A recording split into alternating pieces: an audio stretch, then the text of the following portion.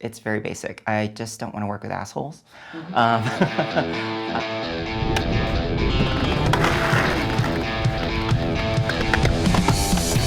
don't know, skateboarding is like my de-stressor, and so I have to interview someone and I'm like stressing out and want to go skateboarding.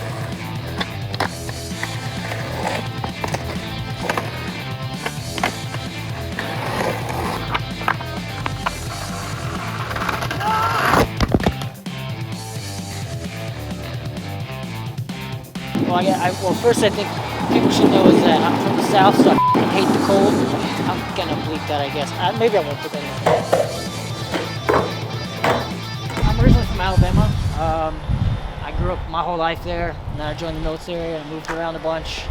What did you study at college the first time?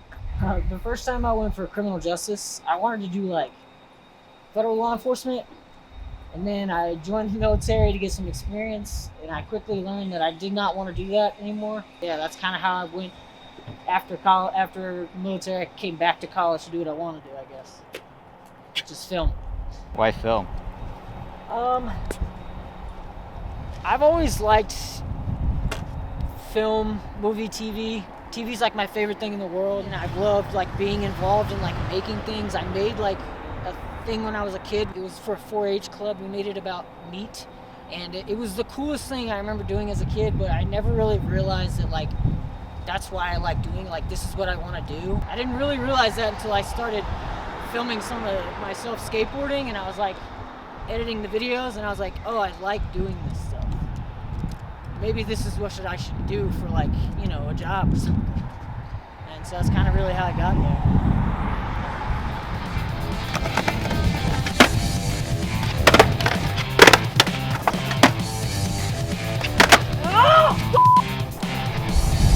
Are you calm?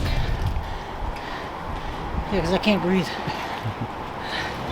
Today we are interviewing a man named Chris Thigpen. He is a COO of Ace Studios, so he co-founded this digital marketing company that focuses on like social impact and stuff like that. He is also a director, writer, and cinematographer as well. So a lot of the things that I want to do, both marketing and film stuff. So I don't know, it's kind of, I think, a good person to do.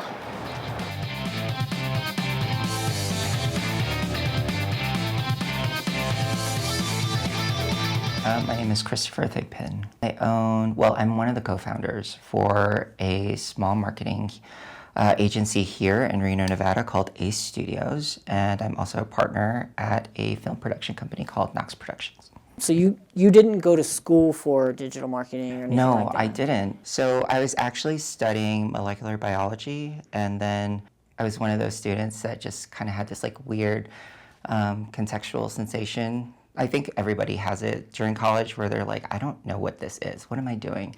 And I just left because I was like, I don't want to study medicine. I don't want to practice medicine. This is just not for me.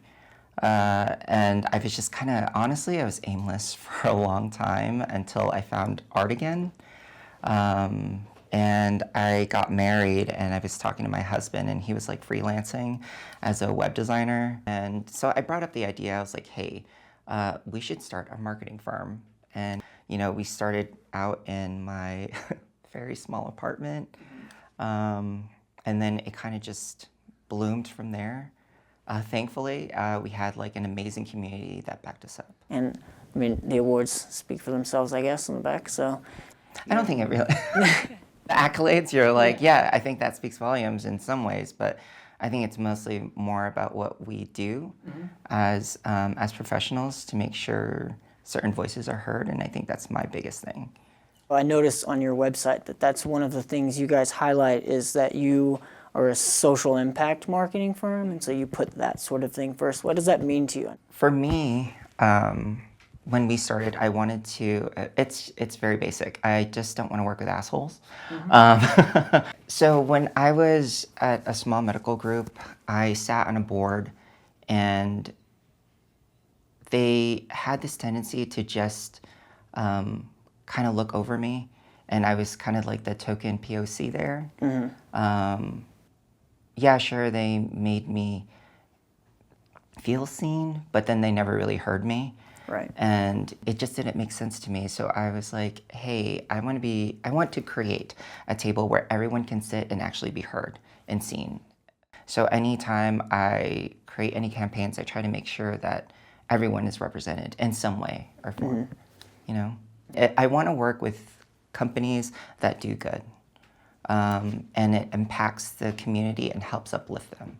And you feel like, was that a struggle to find some of those companies? Yes, it was in the beginning, because obviously nobody knew who we were. They were like, who are these two people trying to come into these spaces? Do you even know what you're talking about? I think that was the hardest. Then people saw our work, and that spoke volumes.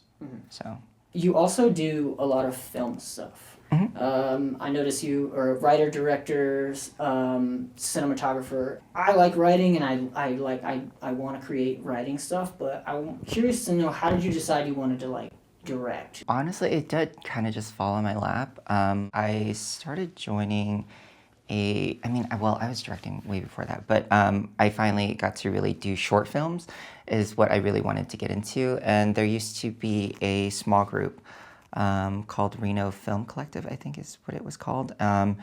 And they did something called Film Something. And it was a little difficult because then you had to write, you had to direct, and then you had to shoot it all in one day. And hopefully it looks good. Yeah. But that's where it kind of just fell on my lap. And then I was able to take those bits and kind of show people like, hey, this is what I can do. Because before that, it was just all commercial, all business. And I wasn't able to do any of the fun stuff, you know, the things that kind of like that fire in your heart, you know what I mean? I wasn't able to really do that. I was mostly doing corporate stuff. I mean, hey, it pays the bills, so don't. But it just wasn't something that I was, all of that fire and all that passion, it wasn't there 100%. There's still fire and passion for that, but it's in a different context, you know?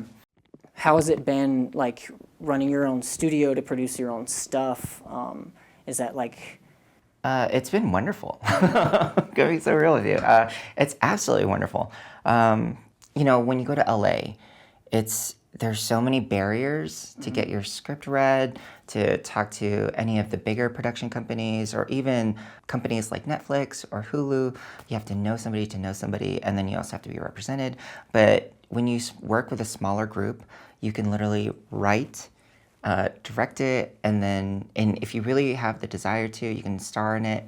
What I would say is be patient with yourself, and you know, don't be afraid to fail. I know that sounds so cliche, because I failed many times, and I was up at like 3 a.m, like almost like on the verge of like tears. You know, it just makes, honestly, that makes comedy so much better.